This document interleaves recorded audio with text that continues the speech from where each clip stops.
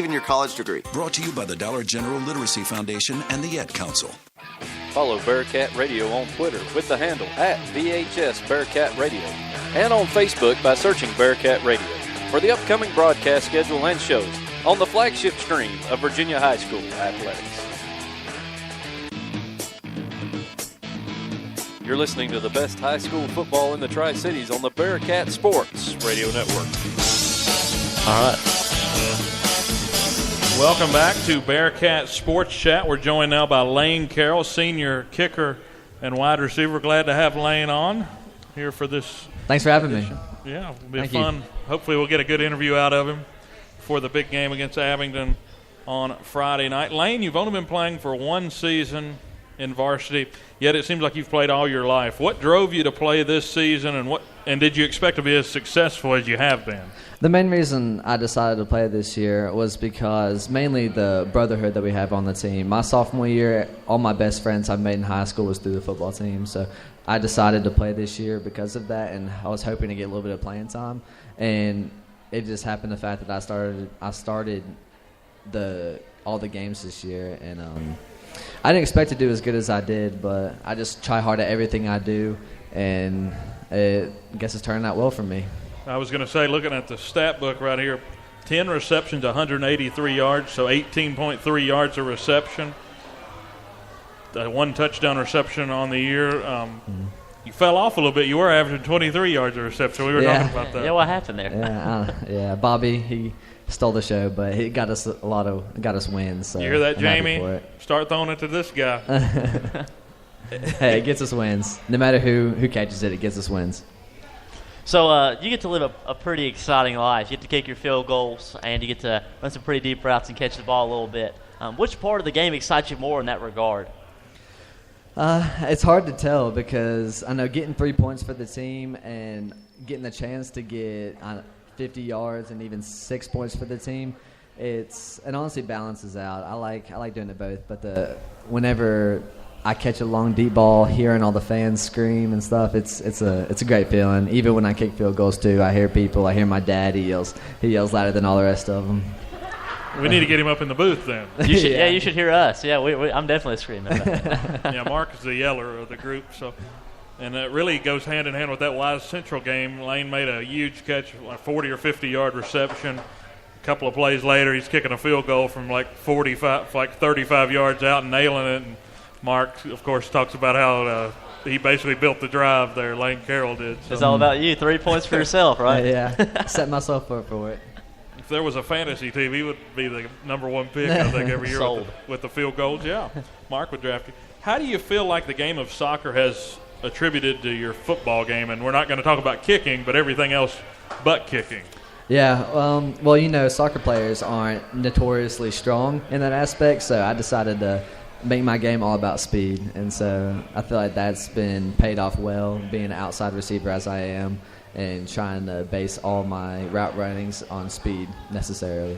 What about the hands? Where you don't have to use that in soccer, so how did those come along? I don't know where those came from, honestly.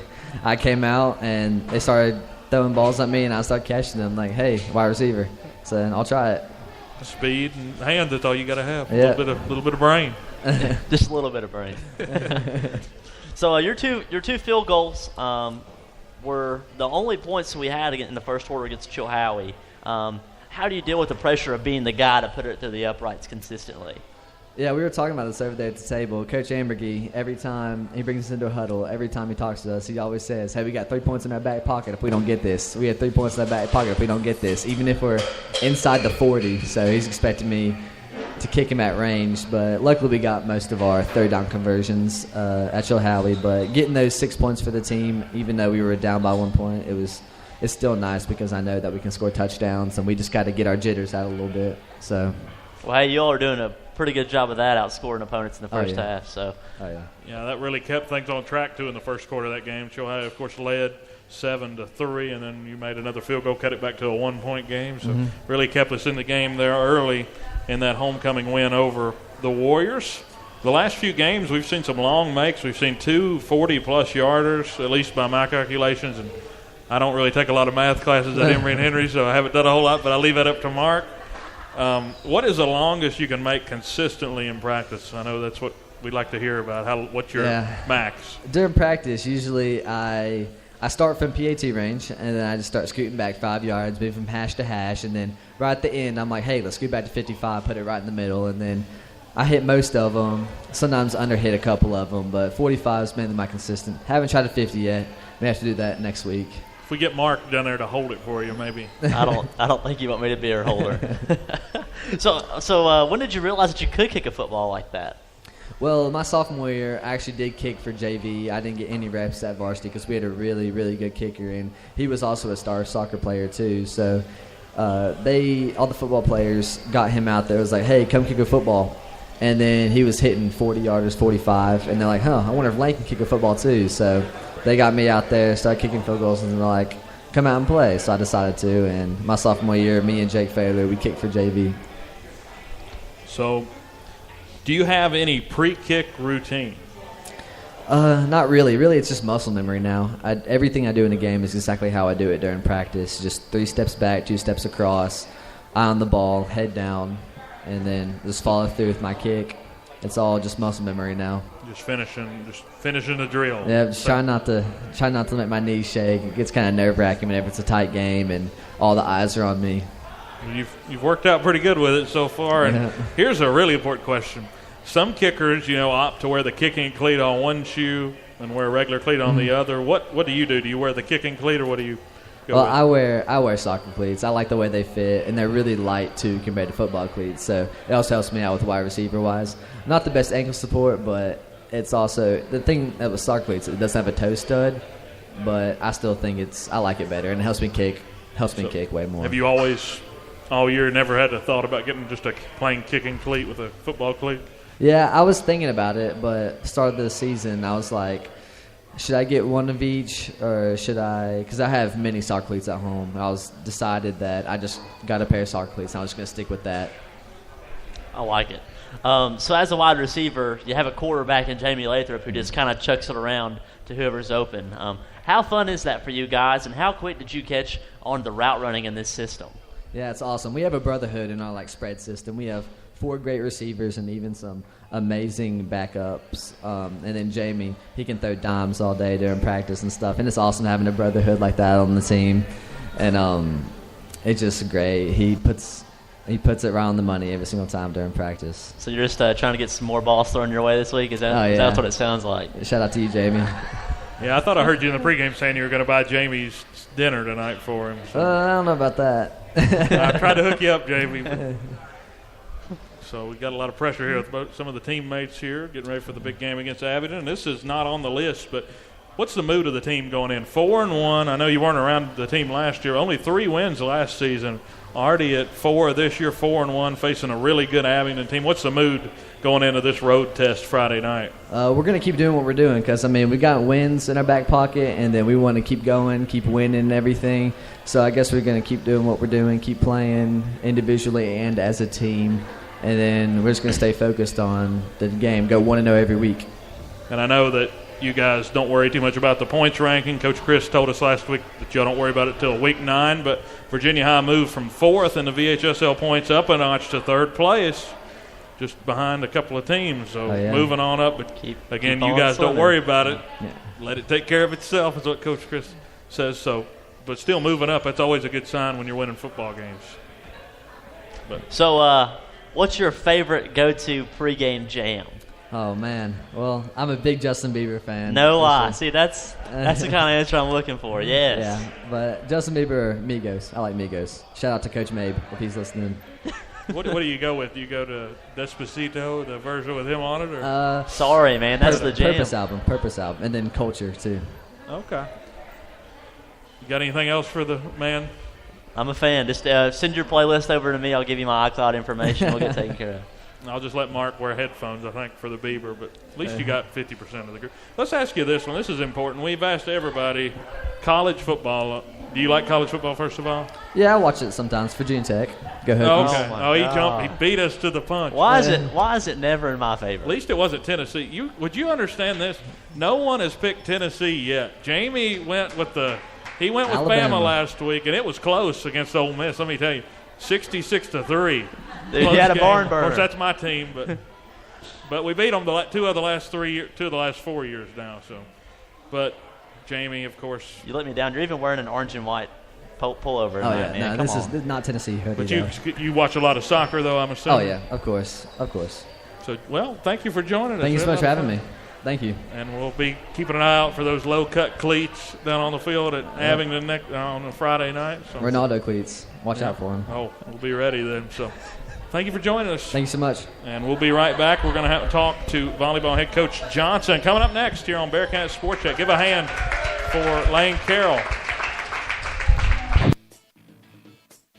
Bearcat Radio is brought to you by State Line Motors. Visit State Line Motors on Euclid Avenue in Bristol.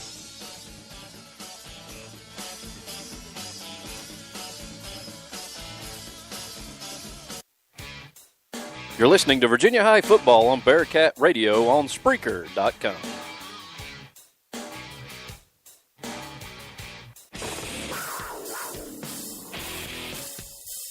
You're listening to Virginia High Bearcat Football on Spreaker Radio.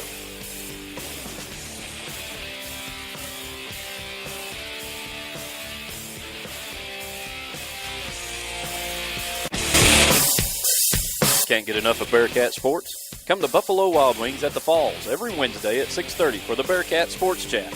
The voice of the Bearcats, Dylan Hutton, will talk with various Virginia High coaches and athletes each week on the radio, on location from Buffalo Wild Wings off Exit 5 in Bristol. Come enjoy wings while watching the show or listening right here on Spreaker.com. Bearcat Sports Chat, 6:30 p.m. at Buffalo Wild Wings at the Falls. Go Bearcats! Welcome back to Bearcat Sports Chat. Dylan Hutton, Mark Harr, and I think Mark had a special announcement tonight. So to everybody here, tonight is my grandparents' 59th wedding anniversary and my grandfather's 77th birthday as well. You mean 27th? Yeah, 27th, exactly. 27th birthday. Yeah, that's what I thought. So happy birthday and happy anniversary. And we're now joined by volleyball head coach Ashley Johnson, part of the Bearcat volleyball team. And, Coach, we're catching you at a good time. The team's won their last 4 matches, and 2 of those 4 were decided in 3-set sweeps. What has clicked over the past week and a half for you all? Realistically, in the last week and a half, these girls have had to really pull together. We played 4 games in 1 week. But the biggest thing that has really come together for them is just being able to step up our defensive aspect of our game and really getting some good touches on blocks. And when we can slow down another team's offense, then that allows us to have a time to set up our own. So what are some of your main coaching philosophies for the game of volleyball, and what are practices like in the gym of VHS? When it comes to coaching philosophy in general, be it volleyball or track or anything else that I may get involved in, coaching philosophy for me definitely goes beyond the sport. I'm trying to teach these players about life beyond the game, and I'm trying to make them into good people, setting examples through things that we do in practice, in games, learning how to handle yourself in situations that might not always seem fair or right, but being able to handle themselves, and hopefully they can take that skill beyond the game of volleyball, beyond high school. For me, it's definitely about teaching them to be good people, to go out into the world, not just to focus on volleyball. So you think it's totally okay for someone to be a champion of life? Let's go ahead and clear that up. Absolutely. Thank you. But as far as practice goes, whenever we go into my practice, the girls know that whereas we definitely want to enjoy what we're doing. Volleyball is obviously something that they all love to do, and I certainly enjoy it myself. But at the same time, we've got to be disciplined, focused, looking ahead to the next game and trying to get ourselves prepared for the next thing that's going to come at us, as well as just improving ourselves overall as a team. Yeah. So 6 of your 8 match wins have been 3-set sweeps. Your record on the year 8-5. How beneficial is it to not have to play those 5 full sets in varsity volleyball and just be able to get through with just 3 and leave the gym? How like rest-wise, how good is it? Well, rest-wise, that's huge for us. And again, this past week, going 4 games straight, Monday to Thursday, that was definitely a challenge for us. But whenever we can just go 3 straight, then that allows them to have that time to rest and recuperate, because normally it's play a day, practice a day, and play again.